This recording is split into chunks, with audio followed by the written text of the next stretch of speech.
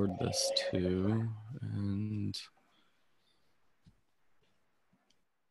I'm looking for it on Facebook. Also, since you're kind of looking at it technically, be aware that I may suffer a little dropout, and I won't know that. okay. Okay. Yeah. And if that happens, I guess you can try to sign back in or do a call No, in. it won't drop. It won't crash. Oh, okay. It just will lag. But I may freeze on image, and sound may die. Okay, cool. All right. Well, I think we are live now on Facebook. So welcome everybody to Psychedelics today. This is actually kind of one of our few live videos, which is cool. We don't do this too much, but we should probably start doing more of them here. But I'm here with Chloe Vinales. Did I pronounce that correct? Awesome. And you're an organizer over at the Los Angeles Psychedelic Science Symposium. Correct. Yeah, I am super excited to be part of the planning committee for the first ever Los Angeles Psychedelic Science Symposium happening next weekend, June 22nd and 23rd at the UCLA Ackerman Ballroom. It's a mouthful. Yeah. And then we're also graciously joined here by Dr. Jim Fadiman. So thanks for your time, Dr. Fadiman. It's great to have you here. It's a pleasure, and it's about time that Los Angeles had a major conference. This is exciting and appropriate. Mm-hmm. There hasn't been a large conference in Los Angeles in a while, or? I'm just thinking back, and there's been like endless conferences in San Francisco and Santa Cruz. There's a big conference in Pittsburgh coming up, but Los Angeles has not really done much with that. They have big like psychic fairs with 800 exhibits, but not something that's really based on the psychedelics. And there's some really important research that's come out of the Los Angeles area. Mm-hmm. Would you mind discussing a little bit about that if you know anything about what's going on in Los Angeles? Well, in way back when, one of the remarkable studies was a man named Oscar Janiger.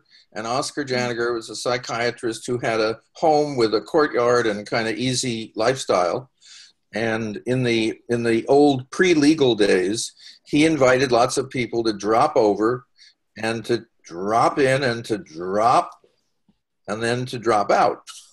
And what he had as one of the things that was interesting, he had some Kachina dolls. Kachina dolls are the deities of the Pacific Southwest Indian group. And they're little very colorful figures.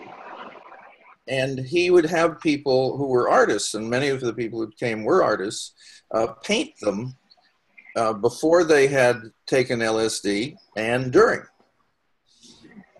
And the comment also was, how had the psychedelics changed the way they were able to see the universe, not only while on LSD, but afterwards, and did it affect their art, and so forth. And so this was already breaking away from the medical model. And that was very unusual. We also had famous people, the most famous being Cary Grant, who indicated that taking psychedelics hadn't made him a better actor. He was already a very world famous, et cetera, but it made him a much happier being. And it got him through a lot of childhood terrible things and made a real difference. So this was very early and very Los Angeles. So this is all happening before, the drug war started, and it all kind of had to go underground. When these were called, substances that Sandoz Pharmaceuticals was making. And Sandoz had this substance, and it was the most powerful substance in terms of affecting the mind that had ever been discovered, where it worked in millionths of a gram. And Sandoz then said, this is really incredible. It's so powerful. What on earth is it good for? And Sandoz said, we have the faintest idea. So let's just give it away to anybody who's got a degree, who asks for it, and maybe they'll find some use, and we can make scads of money and be a pharmaceutical company. And so they when I entered the psychedelic world, which was in the early 60s, remember, this is pre-information age. We had to like ask for stuff and learn how to read and all kinds of things. So I wrote them and said, is there any information on LSD? And they wrote and said, here are 2 massive volumes that we're sending you. And it's the summary, just the abstract of the first 1,000 studies. And I thought, whoa, there is something going on here way beyond what my very small introduction to psychedelics was like. So at the time, the government said there's no known medical use, et cetera, based on no science and rather poor politics. LSD was the most researched psychiatric drug on the planet. So Los Angeles had a lot of research going on. So that's where things started. And then I used to call it that it was government repression for 40 years. But again, Charlie Grobe, who works at one of UCLA's extensions, calls it a lull in the research, which is about the kindest way I've ever heard such a thing. It's kind of like the Inquisition was a lull in tolerance. So there is a very big background. There were kind of symposiums. UCLA continuing education would have events about psychedelics. So that's where things started, and then there was the great lull, and now Los Angeles, like any large city, has a huge psychedelic underground. And unlike a number of cities, also has a massive ayahuasca underground. And ayahuasca is will be discussed at over the weekend, but not the underground. Awesome. Yeah. So this is our other co-host, Joe. He just chimed in. So. Hello. Hey. Yeah. Joe, we were just talking about the history of psychedelic use in Los Angeles and how, there hasn't been a major like psychedelic conference there in quite a while. So it's great that Chloe and the rest of the organizers, Brad Adams, right? He's the main organizer over there.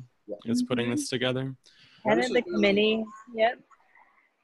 And it's really neat too that you touched upon the research that they were doing with LSD, because all of the proceeds from this specific event next weekend are actually being allocated towards research with plant medicines for Alzheimer's disease. So it's for a great cause. We actually have 6 different panels. One of them includes a panel of veterans and their experience and their stories with some of these medicines, some of these psychedelics. And we also have tickets for students and veterans at 50% off to really be able to share a lot of this education to be spread like at a big level. Well, I should mention on the conventional side of Alzheimer's this morning, 2 major drug companies who were working together stopped trials on their Alzheimer's drugs, which is, some drugs work, some don't. However, as the article said, this was the 190th drug that the pharmaceutical industry has been using for Alzheimer's. Wow. So far, it's 190 to 0 in terms of it having any real effect.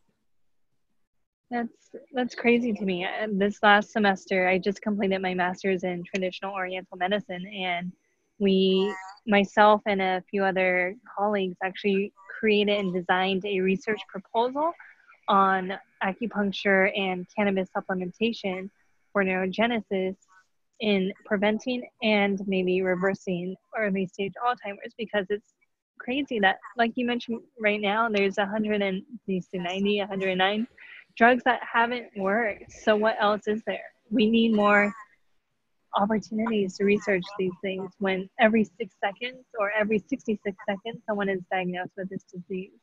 Well, also, terrible. What I would guess, I taught in design engineering for a while, and there was a general rule of thumb that that you should have a pretty high failure rate if you're being creative.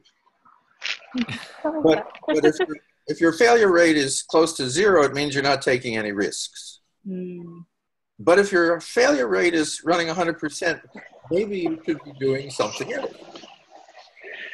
It looks like the way in which pharmaceuticals and pharmaceutical medicine in general is approaching Alzheimer's isn't a good way, period.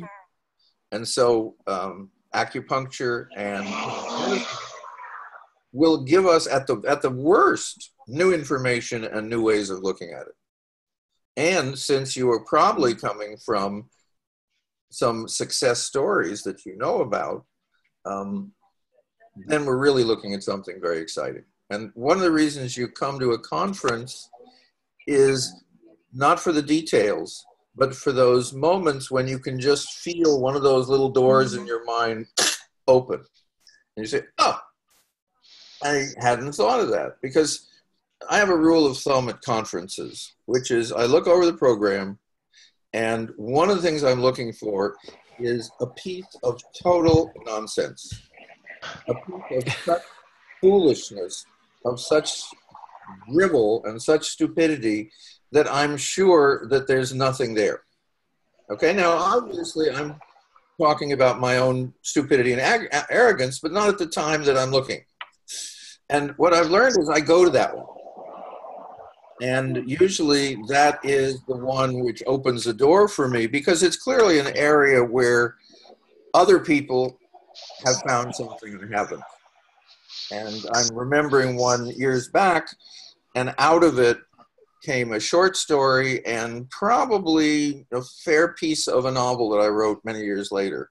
But it started by my going to something that I was convinced was of no value. So one of the nice things about going to conferences is you tend to go because there's some superstars or your friends are going, or it's a chance to tell, in this case, a chance to be with people and you can say, let me tell you about my trip, and they won't run away.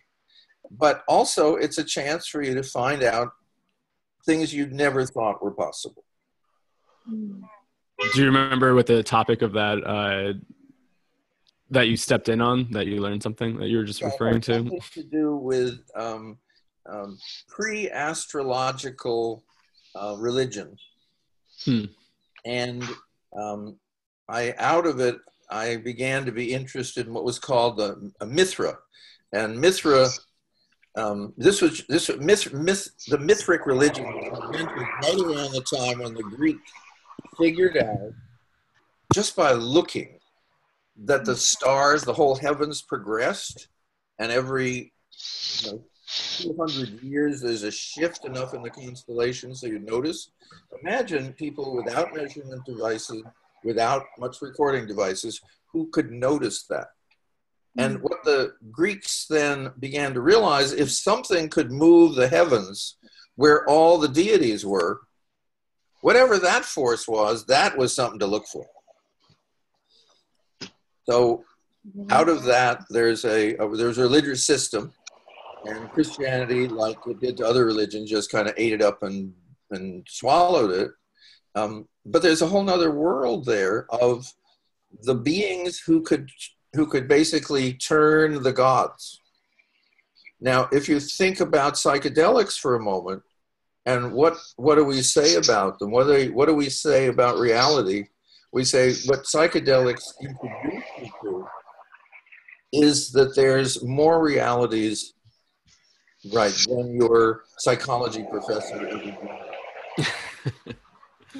And that's true. You may not understand those realities and you may not be comfortable in them, but you can no longer assume that this one is how there is. And that's a life changer. Yeah. Chloe, how about we maybe jump back a little bit, and do you want to describe any more about the upcoming conference, like who will be there and the dates again? And then maybe we can jump back to Dr. Fadiman and a little bit about your work too. So totally. So again, the dates are next weekend, June 22nd to 23rd.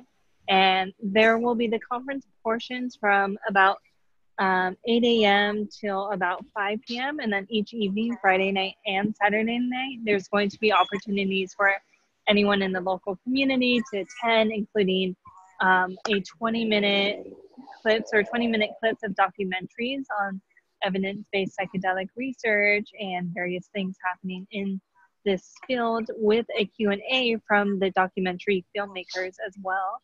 And then one of the other nights, we're actually doing like a fun music, DJ, comedy, everyone getting together and just creating the community of LAPSS.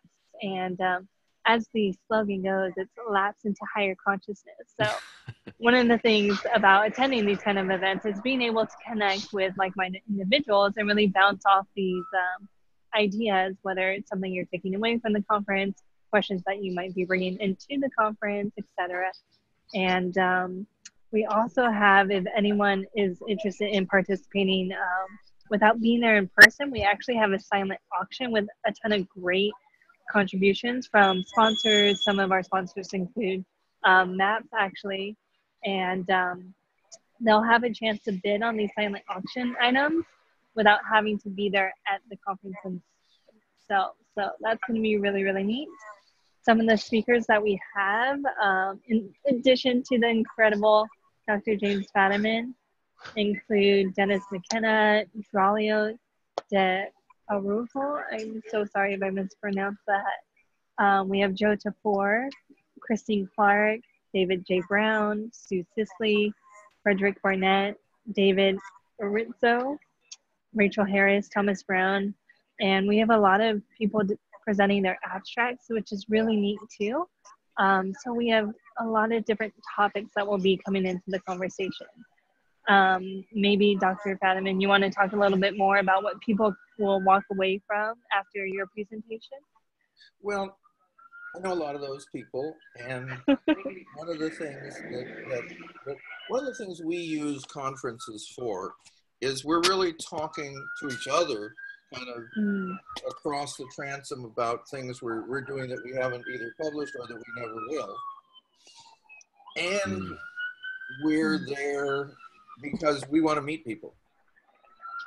And that's because, again, the surprises at a conference are that the person next to you, may surprise you. It may turn out to be your rigid right-wing boss who you never thought was interested in this stuff. And it may be that the twin flame of your life is sitting there as well. Are we getting a siren on one of those? That you were up or me? Looks like Chloe. That's Chloe's siren. Okay.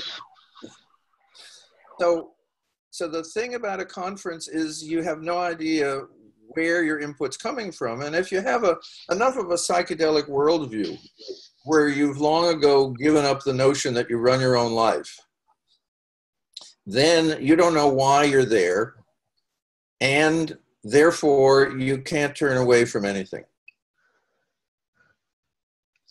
And and the other thing is psychedelic people are so nice to be with. And I mean that not in a kind of a sexual way, though that's also true. It's more that there's a flexibility in thought. One of the ways I know that, when at the last MAPS conference in Oakland, I had the tricky job of dealing with 40 to 90 of the researchers all at once. Now, these are all people who are used to being the leaders, the people who run things, they're the power brokers, they're the fun getters. And I'm supposed to have them do a bunch of things all day long that will make them happy. And what's wonderful is I design something and they say, no, it's not working. And within a few minutes, everybody relaxes about it. We make changes. They do something else. They feel the feeling that each one is there to help the other versus each one is there to get as much as they can is palatable. And I've had a long career being an industrial consultant, and I've worked with a lot of groups who like each other and a lot of groups who don't like each other. And I've never worked with groups as comfortable as people with psychedelic background. So I got to say, yeah, the going to the conferences and meeting the others is just, it's a very like open-hearted community. I don't think I checked my phone once that whole like long weekend I was in Oakland at the conference. Just, oh man, the conversations, you could just keep them going. I actually missed a bunch of the talks because I was just hanging out in the free part, talking to people and just meeting people. It was wonderful. Yeah, so without slighting all the wonderful, wow, impressive speakers, et cetera, the hanging out turns out to be one of the major advantages of a conference. And the advantages of a conference in your own hometown is that these are connections which may be really important to you. And I know lots of people have entered the research world because of being in conferences, have joined studies, have really changed their plans, their career plans. So it's a happening. You know, it's kind of Burning Man, only you don't have to lose sleep and get your eardrum burned out. Sold. I have a question for each of you guys. How would you guys encourage people to prepare certain things to bring or what to expect from conferences based on going to something like the LAPSS conference last year? Whether it's like a notebook to write everything in, or I'd say carry whatever it is you want to give away.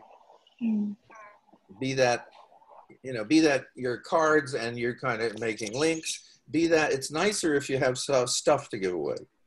It's nicer if you have a sample of your art to give away, or if you know of a wonderful place that you'd like to share. The idea of coming, this is kind of Burning Man ethic, the idea of coming, planning to be of service, to be of use, to be, not to be right, okay, but to be worth liking, makes a very different game, because then you're not there and saying, oh man, that last half hour wasn't interesting enough. You know, he was wrong because my 2 sessions were so different than his 185 sessions, and stuff like that. So that one of the other nice things is you can also say to people, okay, thanks, I got it, bye.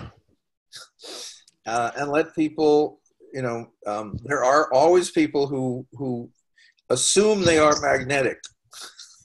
Yes. And it's really nice to take your little magnet and turn away and go to someone else. That's fine. One of the things that you learn at a conference is what people are interested in and what they're not. And the psychedelic people are, I think, much more open and willing to be interested in things other people aren't. But also we have the same sensitivity of, hey man, are you talking to me or are you just talking? And I happen to be in the way. And that's a nice distinction. And that's true it's just as true of the speakers, even probably more so. Because all the speakers have a trip. Usually something they put in 10 to 40 years on, so they're pretty committed to it. But the people who come are in a much, much more flexible space. Because you're kind of at the smorgasbord and you're taking a little bit of that, a little bit of that. But if you're the potato salad, that's all you're going to be all day is potato salad. But everyone who takes a bite out of you says, that's not bad. But I think right next to you is the pickled cucumbers, and hey, there's something. So it's a flexibility that, again, when you go to a formal conference, I'm a member, I think I'm still a member of the American Psychological Association. I say things because they did try and throw me out, I think, twice. But when you go to conferences, there's really 2 levels. One is if you're a graduate student, you go to presentations, and everybody else is just standing out in the hall talking to their friends. And they rarely go to any presentations other than their friends. So theirs is a kind of professional social. And these conferences are really much more of a mix, because the person you may be talking to may know a huge amount more about the topic than the speaker. Because so much of psychedelics for so many years has been underground or illegal or outside of the country. Or if you're working with the indigenous people and the plants, you know, they got thousands of years of experience that they're trucking in. So it's a different feeling. You know, yes, bring a notebook, but probably to capture your own thoughts. Because my guess is, and Chloe can say to this, my guess is it's going to be recorded. And we're probably going to be able to see the speeches on YouTube eventually. Let's check on that. Chloe? That is, so we are checking on that. As of right now, we do have some videography happening, photography happening to capture it all, because the intention is to be able to bring these kind of conversations out past the event and continue the conversations. Right. For sure. But the only thing that they're going to get out are the speakers. Yes. So everything else that happens, you have to be there.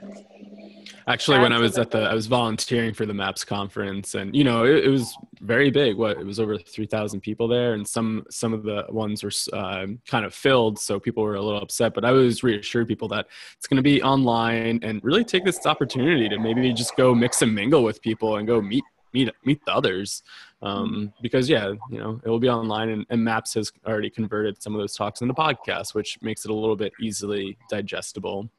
But I think to piggyback off of you, Dr. Fadiman, is bring a notebook, bring some stuff to give away, and really kind of stay open and flexible, as you were saying. And you know, it's really easy to just chat with people. I found I've met some of my best friends just looking at and saying, hey, what's up? Felt like we had a connection.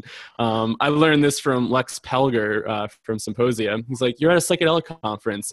Here's the greatest, just like opening line. What's your favorite drug?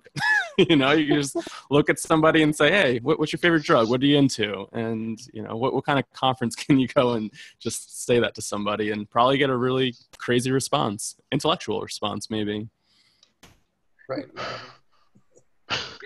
Amazing. And then do you want to share a little bit about what inspired you on your specific topic that you chose to talk about, Dr. Fadiman?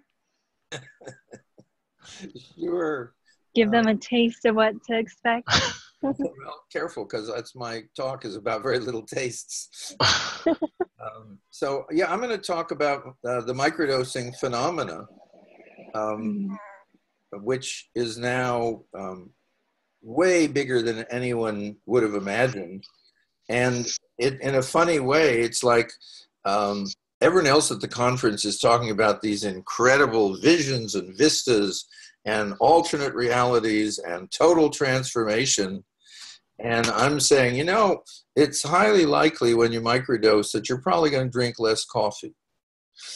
And you might eat more salads. And people are going to look at me and say, how about psychedelics, man? And the answer is that psychedelics are like one of those radios that has a lot of different channels. You know, there's shortwave, and there's foreign, and there's a rock station, and so forth. But they're all inside a little radio.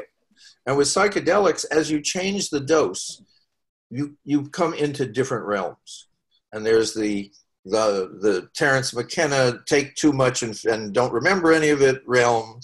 Then there's the high dose where you aware that you were neither born nor die, and that you're part of everything, and even all the people you hate are part of the same lovely thing you are, and you have to deal with that.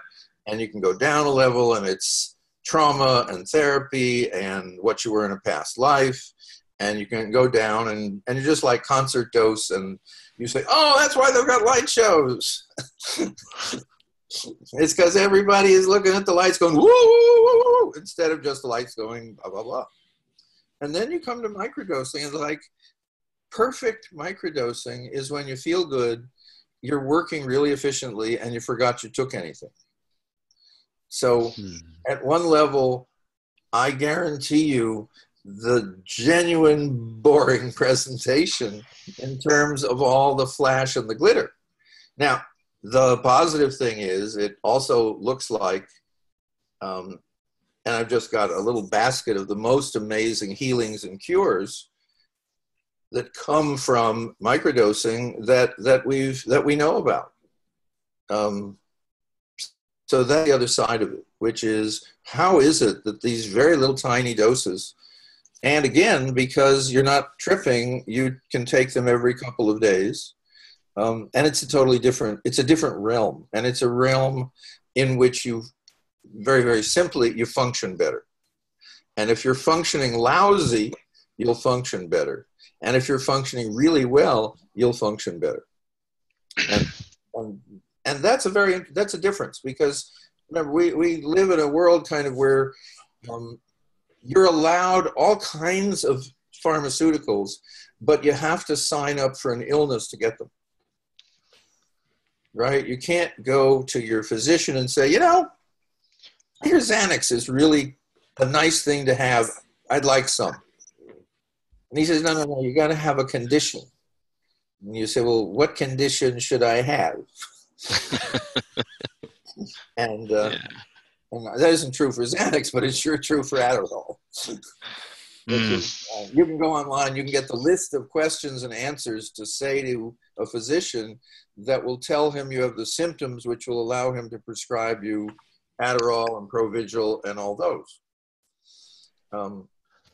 So that's a model we have of you're not allowed unless you're sick. And even a certain amount of the Native American and native plants was designed for people who were in trouble. And so we're really in an era where we have this two-tiered system, which psychedelics have, which is it's okay to just make your life better, and it's also okay to improve your life if it isn't working. And those are different realms. And the nice thing about microdosing is people use them for both. And if you want to know anything more, you gotta buy a ticket and show up and have a notebook out, and we'll show you a few. I think I'm like the guy in front of the tent that says, "Come on inside and see the two-headed boy and the crocodile lady." Then you just get the leg of the crocodile lady, and she's got psoriasis, and she puts her leg back in. So that's enough from the front of the tent. And it'll be even more fun if you're microdosing. So just, check it out. Yeah, that's great. Is Sophia going to be able to make it out there?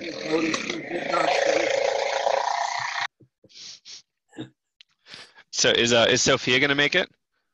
So here, actually, what's interesting, there's there's this other conference, as we call it, the other conference, which is in Prague, which is about 9 days, and which is an enormous, it's kind of the big flash of everyone who isn't in Los Angeles. So we're the kind of cool national conference, and Prague is the really cool international conference. And my research partner, who designs all the research and does all the analysis, I'm just the kind of front person for her work, Sophia Korb. She's presenting in Prague, and she will also be meeting with researchers from a number of countries where we're helping other people do the microdosing studies that the science world feels better about. The double-blind, et cetera, studies that come after there's something to study. What you've done with microdosing is say, there is a something there worth studying. So we consider that we've done no research yet, just search. And search is when you explore an unknown place. And at the unknown place, you find that there are things that you want to go back and look at. Or there's a species that you're surprised would be there, or there's a waterfall, or whatever it is. And so the next people that come don't have to go to all the boring places. It's like 10 sites you should see in Venice. Okay? And those of you who live enough in LA and have been to Venice enough times really could help people stay away from a lot of tacky trash and go to the really cool tacky trash that's there. And so similarly, what Sophia and I have done is we can tell you a lot of things for which microdosing may not be very useful, and a few things where it's useful and you'd expect it, and a few really surprises. Hmm. Awesome. And the Beckley Foundation, they're picking up some sort of microdosing research. Is that correct? They're kind of the Beckley Foundation. Beckley, yeah. Amanda Fielding of the Beckley Foundation has designed a wonderful microdosing project. And also she's working with people in Brazil doing a microdosing project. There are microdosing projects starting up in 3 different places in Canada. Wow. In the last week, I actually got 2 requests one from a prominent American university and one from a Canadian group that want a little help from us, because we basically can cut people's work down by having done the first exploration. So the second wave of microdosing research, which will look a lot like the rest of psychedelic research, is coming and is really in the design stage, and a couple of projects I think have started. That's great to hear. Yeah, finally. Yeah, because, well, at some point, it's kind of like how many people had to go down to Peru and take ayahuasca before the neuroscientist said, gee, I wonder what's going on when people are taking ayahuasca. And the answer is realistically a number of people, because the first people that came back and the neuroscientist said, I don't know what you're talking about. And the answer, and the truth was they didn't. And then, of course, a few neuroscientists go down to Peru, and you know, the game changes. So one of the things that, you know, when you mentioned almost as a joke, it's a great opening line, is what's your favorite drug? I guess I would do it differently, which is probably what's the most life-changing experience that you've had with psychedelics? Probably doesn't lead to the same kind of dating that you're interested in, but you know, hey, I'm in a different life stage. Classic. Yeah. It's a very different conversation. Yeah. And probably will go a little deeper and longer, but you know, probably worth having. Well, really, that's, you know, when you get to know someone, that's what you end up really wanting to find out, which is what matters to you. And that is the conversation that I find worth having. Mm-hmm. Yeah, that's great. I'm particularly excited about this Los Angeles phenomenon because of its, you know, close association with Hollywood, and hopefully a lot of people from that industry will show up, and you know, maybe we get a few more Cary Grants on the scene. That would be pretty lovely. I will tell you that last year, there were 3 different screenwriters, 1 film, 2 TV, who asked me to look at their pilots, either their script or their first shooting, and they were all had different takes on series based around psychedelics. And what that says to me is, and none of them felt that they were being far out. You know, this was a topic that they figured out would make good drama, and they could, you know, and they were pitching it. And my feeling was that all of them, one was a comedy and 2 were serious. And what that says is that we have crossed the cultural divide. Meaning, if you now go to a place and you don't know anyone, and someone says, you know, what's interesting about you? And you say, well, I've had ayahuasca 6 times. The chances are that someone's either going to say, only 6, or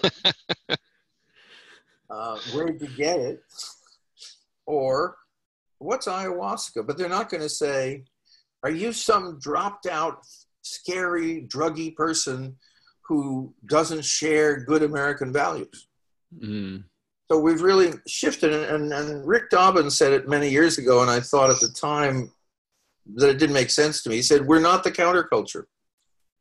We're the culture. And I remember that. That was huge. Yeah, that was huge for me. I thought, wait a moment. My whole thing has been, I'm Mr. Cool Counterculture. Yeah. Right? And then I look at my own career where I've actually consulted to Lockheed Space and Missiles. I mean, talk about the evil empire. But what it also suggested is that if you use psychedelics well, then you should be able to function really well in the culture. Mm-hmm. And therefore, you should be in a leadership position in the culture. And therefore, if we look at why are psychedelics more acceptable, it's mainly because lots of people in power, whether they say it or not, if you press them a little bit, say, well, yeah, you know, when I was in college. And then they'll tell you their trip stories. It's an interesting Huxley-Leary reversal. Yeah. Of, huh. Right. Now, Huxley felt that this was not something that should be widely available to the masses, because he felt it was actually better for people like him. And Tim, who had as a kind of reason in life was to upset systems. Remember, Tim was a guy that was thrown out of West Point. So two things you get in that. One is he went to West Point, and two is he didn't like the system. And so he was feeling that if you basically put it in the drinking water, that the world will be a better place because people will be more open. And we don't know how that, you know, in a sense, that's what's happening, only very slowly. Mm. So that when I was at LAPSS, an earlier LAPSS, not the last one, but the earlier one, there was just endless journalists.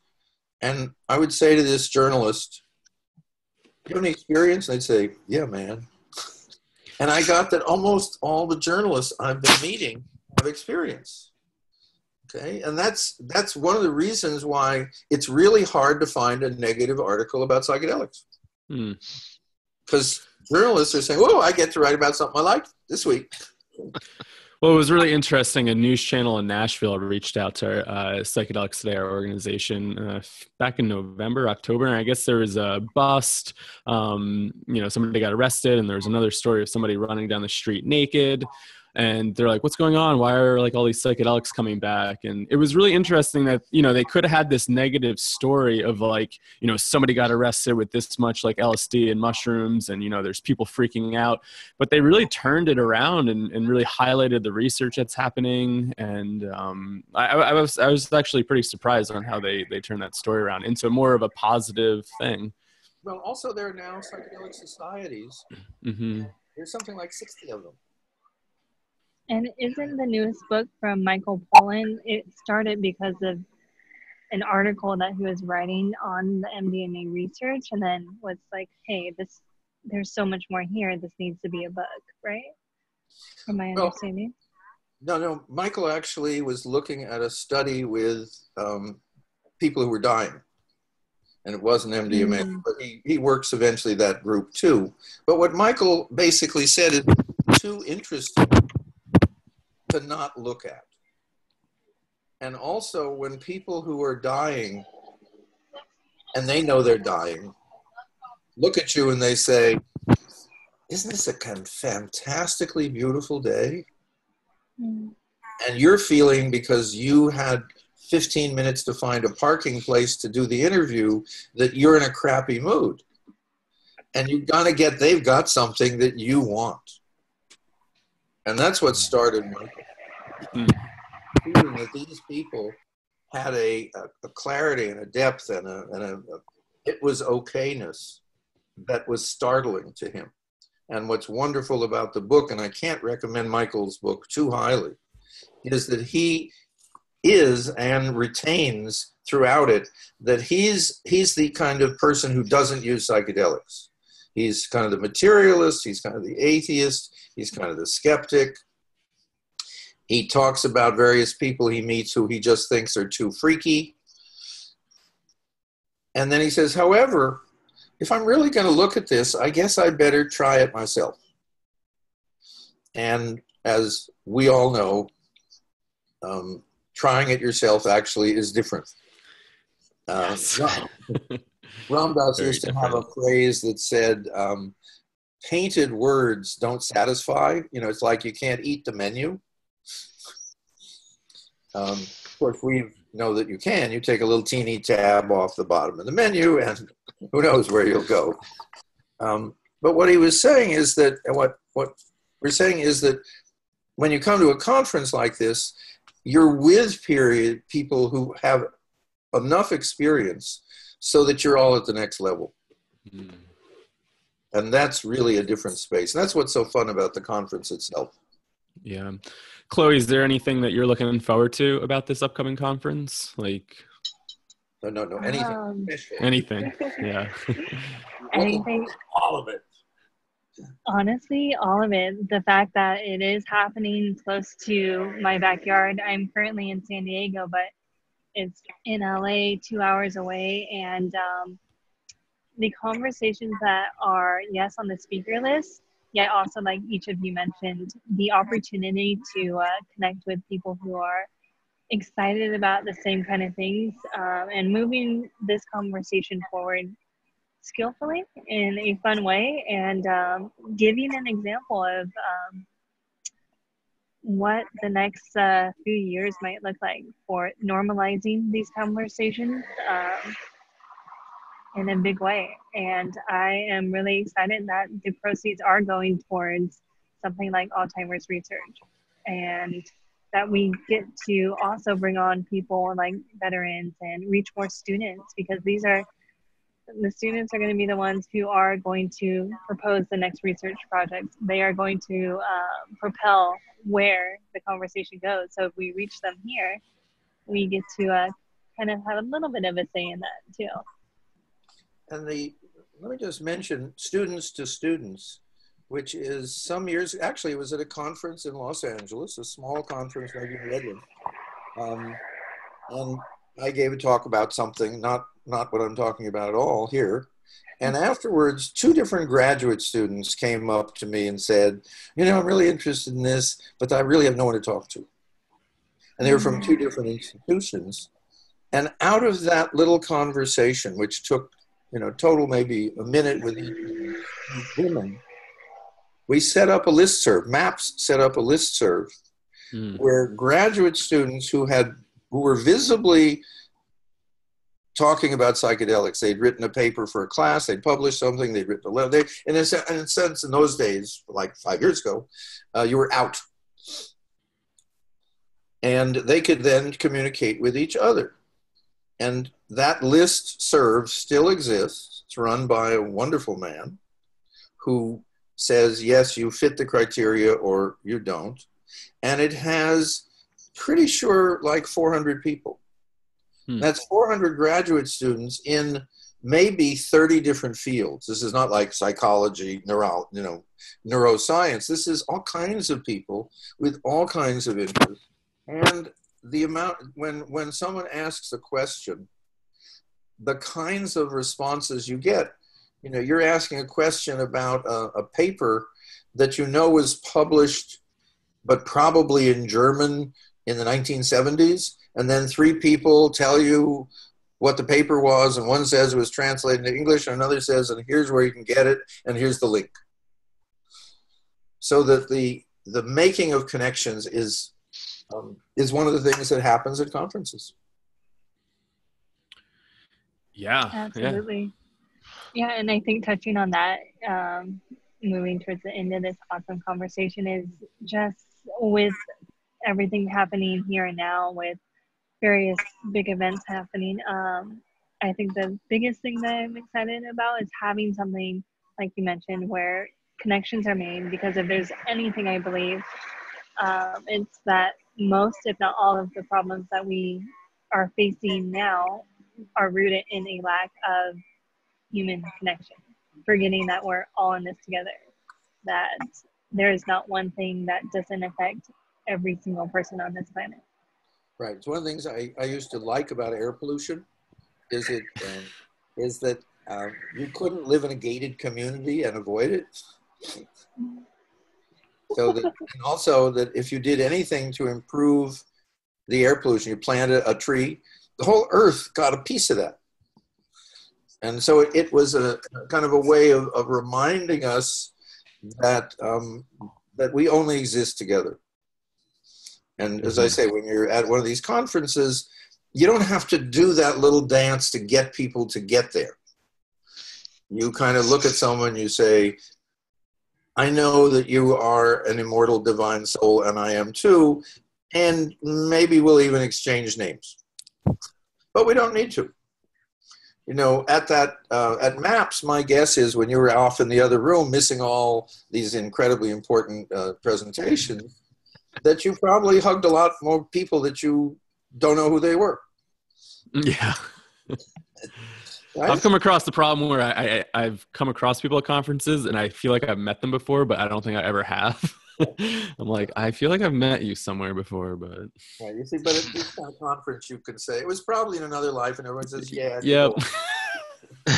Exactly. So I'm really excited, Chloe, about the 5-MeO panel. I think that's going to be very exciting, and I can't wait to watch the video. I hope there's no blood, but we'll see. Very excited. Good. And yes, next time we'll have to have both of you guys there too in person, for sure. Yeah, kind of a big mistake on my part missing it. Sorry. I guess I could forgive you for that. I'll hold you to being there next year. Well, 5-MeO, let's take a moment, because that's really the new hot drug in town. Mm-hmm. Both because it's fast acting and also because we don't really understand what's going on. And the other thing, of course, is the DMT elves is another one of the mysteries, which is, why is it that when people take this very fast acting psychedelic, they often seem to be in another realm of being in which there are beings running around and having lives, and that they look at these strange elves or anthropological animals or aliens, and then these beings come over and say, hey man, what are you doing in our space? Which is a little bit like if you're dreaming and suddenly everybody turns to you and says, excuse me, what are you doing in our world? You're supposed to be asleep.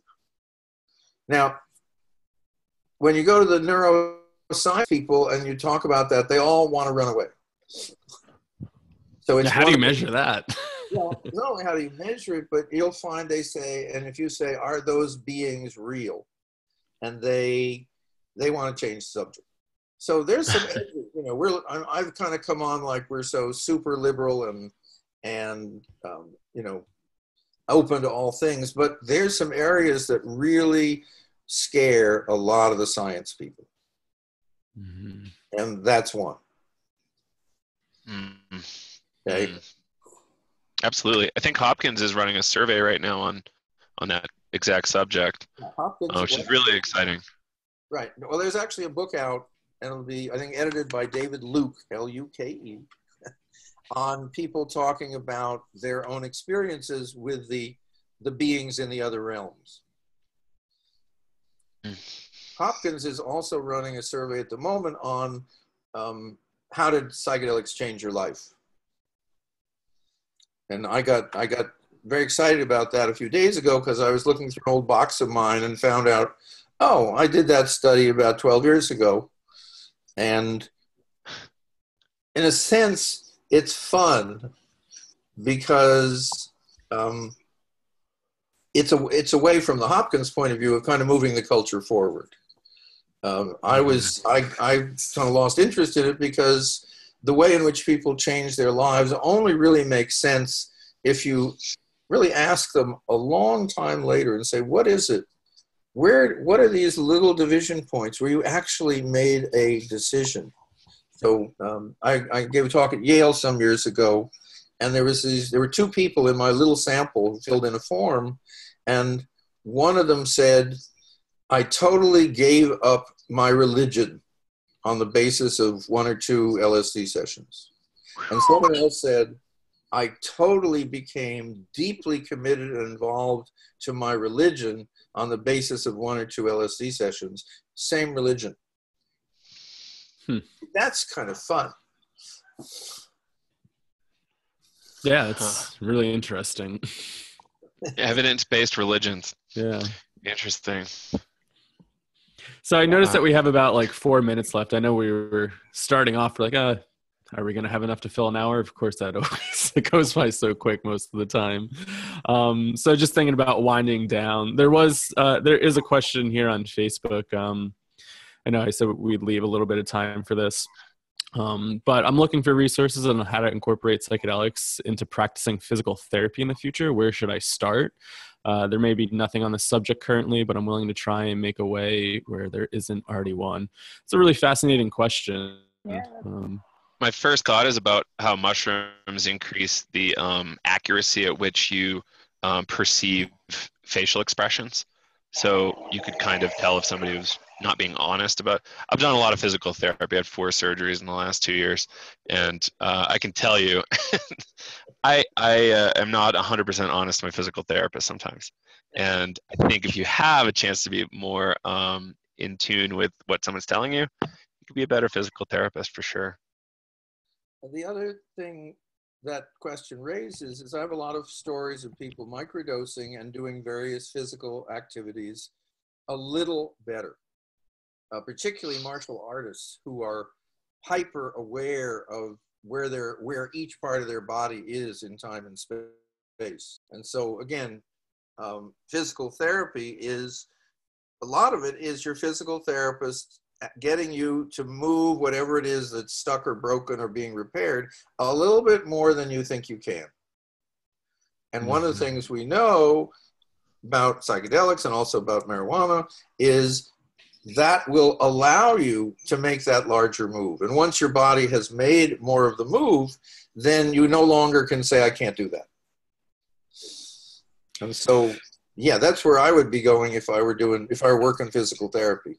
Yeah, actually, what started me, I'm studying somatic psychology and clinical mental health, but what kind of got me back on the somatic track was I was going to a physical therapist, and Joe and I are both have a lot of training and practice in breath work and body work as a component of that.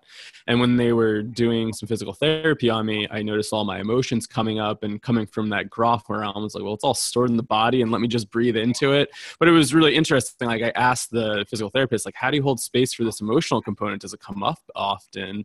And I thought there could be so much more healing if they were trained to hold that emotional container while they're working with the body.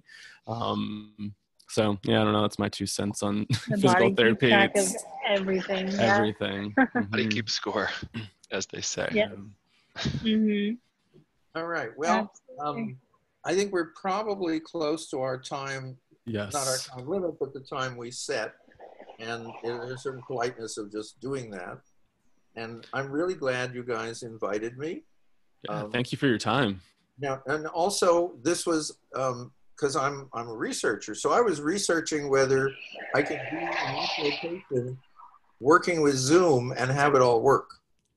So works perfectly. Okay, so thanks again for having me on, and underneath the big top, we'll see what happens next. All right, thanks, James. Okay. And be sure to check out the LAPSS conference coming up next weekend. LAPPS.org. Thanks, everybody. Perfect. Thanks, Laurie.